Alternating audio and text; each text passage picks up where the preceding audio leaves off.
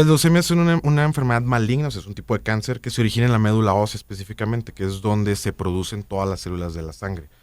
Y la leucemia mieloide específicamente se produce en este grupo de células que no tengan que ver con las defensas, ¿no? Principalmente los glóbulos blancos, los glóbulos rojos o las plaquetas. Okay. Y de ahí, pues como la sangre está en todos lados, pues es un cáncer que no podemos decir como que etapa 1, etapa 2 como en otros, ¿no? Sino pues ya está en todas partes inmediatamente desde el diagnóstico. Y se dice aguda porque es de aparición repentina. O sea, las dividimos en crónicas y agudas. Las crónicas son las que van apareciendo lentamente, al proceso de que puede tardar hasta 3, 5 años en diagnosticarse. Y las agudas al contrario, pues es una urgencia y generalmente mucha gente cuando la diagnosticamos dice, oye, pero yo estaba bien la semana pasada y pues, esto es agudo, o sea, literalmente como dice el nombre del diagnóstico, esto es algo que puede aparecer. Aparece de un día a otro. Exacto. Oye, yo tengo idea de que la leucemia se presenta sobre todo en menores de edad, ¿o es un mito?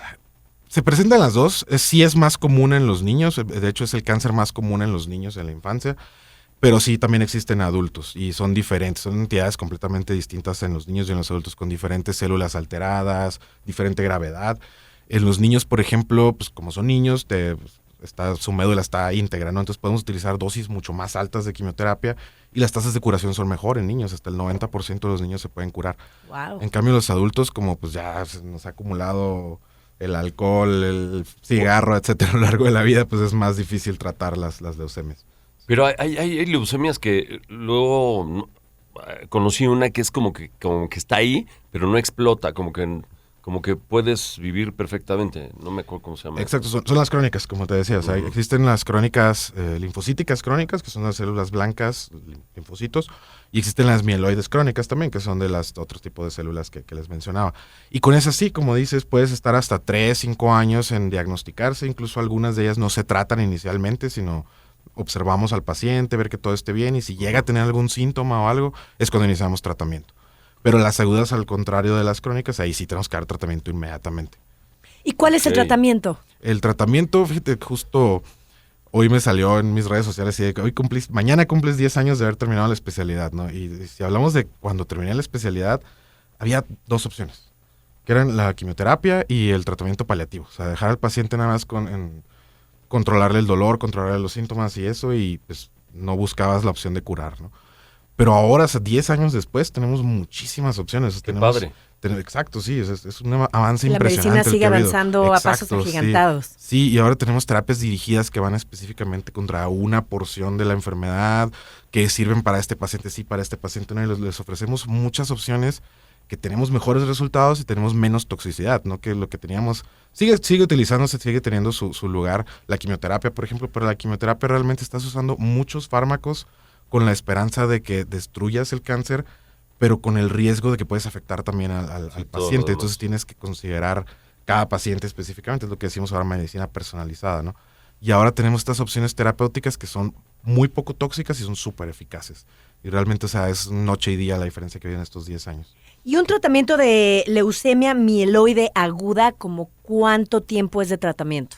Sí, esa es una excelente pregunta y depende mucho de cuál es el tipo de leucemia mieloide, porque aparte de que pues, tenemos esto de que aguda, crónica, linfoide, mieloide, etcétera, cada leucemia mieloide, también tiene como su nicho. O sea, hay unas que decimos que tienen la mutación fulana, la mutación tal, por ejemplo, una FLT3 o una mutación de nucleofosmina, por ejemplo. Sí, ya vi sus caras, disculpen. De que no entendemos nada. ¿Qué es eso, doctor? Pero eso ya. Pero son mutaciones que salen en las células, pero ya tenemos tratamientos que van específicamente contra esa mutación.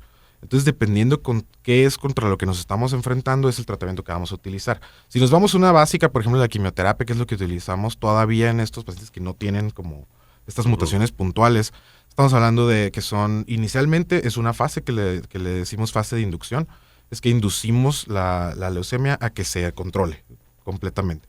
Y de ahí consolidamos con esas fases de consolidación, que son 3 generalmente. Y en algunos casos, por ejemplo, una leucemia muy agresiva, y si un paciente tiene donador, hacemos un trasplante de médula también, que es sacar células madre de una persona y ponérselas al paciente. Y esas células madre van a reemplazar a las células enfermas, entonces pues prácticamente podemos hablar de curación. Oye, y ahora, bueno, porque mi hija tiene 10 años y me tocó que, no es que estuviera de moda, sino que ya había este tratamiento donde guardan las células madre del ombligo, ¿no? Del cordón umbilical. Del cordón. Yo, por ejemplo, tengo guardadas células de Valentina. Si en algún momento Dios no lo quiera, toco madera, pero yo necesito un trasplante de médula, ¿se pueden tomar de esas células? Sí, totalmente se pueden tomar de esas células y justo es una de las utilidades principales de las células de cordón. La desventaja que tiene es que funciona solo en pacientes jóvenes. En adultos, un solo cordón, por ejemplo, de tu hija, generalmente no da la dosis para un solo adulto normal de unos 60 kilos, sino tienes que buscar más opciones, diferentes cordones, por así decirlo. Okay. Entonces, pero en niños es súper bueno tener esas células de cordón umbilical. Si de repente no sabemos todos los usos que se le pueden dar, Exacto. ¿no? Y bueno, pues es bueno saberlo. Siga pagando la congelada, siga Exacto, pagando la congelada. seguiré pagando. Oiga, doctor, ¿y qué otra enfermedad pues de este tipo raro se presenta en tu área, en hematología? En hematología sí hay muchísimas enfermedades raras, incluso hay congénitas como una anemia de Black-Van Diamond, que es una anemia que sale de la fragilidad de los genes que tiene la gente. Esto es congénito. Hay otras enfermedades que son adquiridas, por ejemplo, son las anemias hemolíticas. Congénito es que aparecen de la nada, ¿no? Congénito es que es de nacimiento. Ah, de nacimiento. De nacimiento, así Okay. es. Y hay otras que pueden ser adquiridas a lo largo de la vida, tanto benignas como malignas, como Ok. les decía. O sea, hay unas, por ejemplo, enfermedades de la coagulación, como la hemofilia, por ejemplo, que son pacientes que no tienen los factores que hacen que la sangre se convierta de líquido a sólido, pero nosotros nos cortamos y pues, se para el sangrado, ¿no? Sí. Estas Claro. personas con hemofilia pues no tienen una proteína que hace que la sangre se coagule. Ese es, Y entonces no pueden parar de sangrar. Exacto. O Entonces, sea, la enfermedad de los reyes, ¿no? En su momento que se Sí, de cantaba, que los se zares, casaban entre exactamente. familiares. Sí, justo era la enfermedad de los zares y que ahí... pues, ¡Saludos, Monterrey! Sí hay riesgo, sí hay riesgo allá. Oye, ¿y qué tan bueno es, bueno, todas estas personas, sobre todo la gente mayor, que tiene la idea de que tomarse una aspirina hace Adelgaza que... la sangre. Sí, Ajá. adelgaza la sangre, ¿no? Sí, por así decirlo, sí, la adelgaza la sangre lo que hace es prevenir que las plaquetas se peguen entre sí. Okay. Hay algunos casos en los que sí se recomienda la aspirina diaria, pero no es para todo el mundo. No es así como, ya Te la tengo- tienen que prescribir, Exacto, ¿no? sí. Porque sí me ha tocado pacientes que de repente llegan a la consulta y te dicen, oye, yo me tomo la aspirina. Y tú, ¿pero por qué? Pues porque leí que no, o sea, si no te la dio nadie, no te la tomes. Claro. Es que mucha gente se automedica porque le dijo la tía, el amigo, X o Y, y ya de repente ya se meten su cóctel. ¿Qué otros mitos Exacto. como la aspirina? La aspirina es como muy, muy, muy común, pero ¿qué otros mitos te has topado en tus consultas? Fíjate, y esta es muy común y va justo de la mano con hematología. Es que mucha gente cree que la leucemia viene de anemia. Entonces, como les digo, la anemia, sobre todo por deficiencia de hierro, es súper común aquí en México. O sea, prácticamente tú tomas 10 niños y a lo mejor de esos 10, 6 van a tener anemia por deficiencia de hierro. Porque no les gusta la carne, porque no les gusta el pollo, el pescado, las verduras. Entonces, pues no consumen el hierro suficiente y por eso hacen esas anemias, ¿no? Y pues el tratamiento sería o que coman carne o pues, suplementos de hierro, ¿no? Sin ningún problema. Pero mucha gente tiene esa idea de, es que a mí me dio leucemia porque de niño tenía anemia. Y es como, pues no tiene nada que ver. O sea, tenías anemia porque no comías bien, entonces Claro. no por otra cosa. Entonces, ese es un mito que sí nos topamos mucho. O que preguntan, oye, pues yo sufría mucho de anemia de niño, ¿no será que me vaya a dar leucemia? Pero no tiene nada que ver una con la otra, ¿no? Es como un mito que Es hay alrededor de la totalmente. anemia y la Exacto. leucemia. ¿Qué tenemos que Sí. hacer para tener una sangre poderosa? Es consumir hierro, principalmente. Hierro. ¿En dónde encontramos el hierro en los alimentos? Principalmente, hay dos formas de hierro, que es la férrica y la ferrosa. Hay como que siempre este mito de que consumir Férrica y espinacas, lechuga y todo eso, sí tienen hierro. O sea, no podemos decir que no. Sí lo tienen, Pero muy pero lo poco. tienen en la forma férrica y para que se absorba en el cuerpo humano tiene que convertirse en la ferrosa. Ok, ¿y Ok. cómo se convierte? Y se convierte a través de un proceso enzimático, digestivo, que pues ese sí no me lo sé, te lo debo. Ok, Pero la Pero carne entonces- roja, por ejemplo, es la que tiene más hierro. ok. Y es precisamente lo que los niños no comen, ¿no? Por eso muchas veces los niños hacen este tipo de anemia.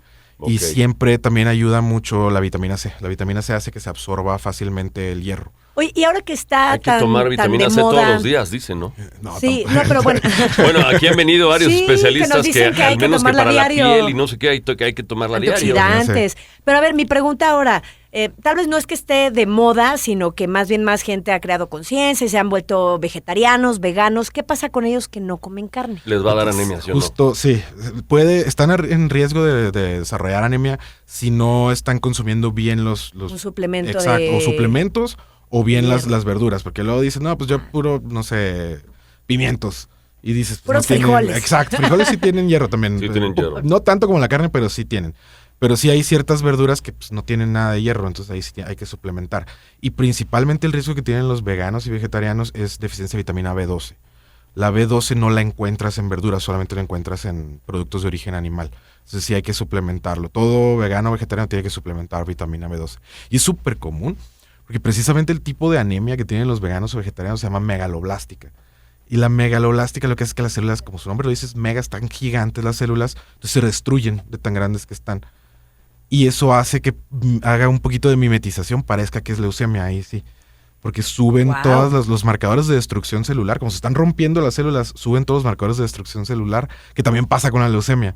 Entonces muchos de esos pacientes se confunden y te lo mandan a la consulta o urgencias por leucemia y resulta que le preguntas y dices, no, pues tengo 18 años sin comer carne y tú, pues por ahí va la cosa, ¿no? Es por la deficiencia de B12.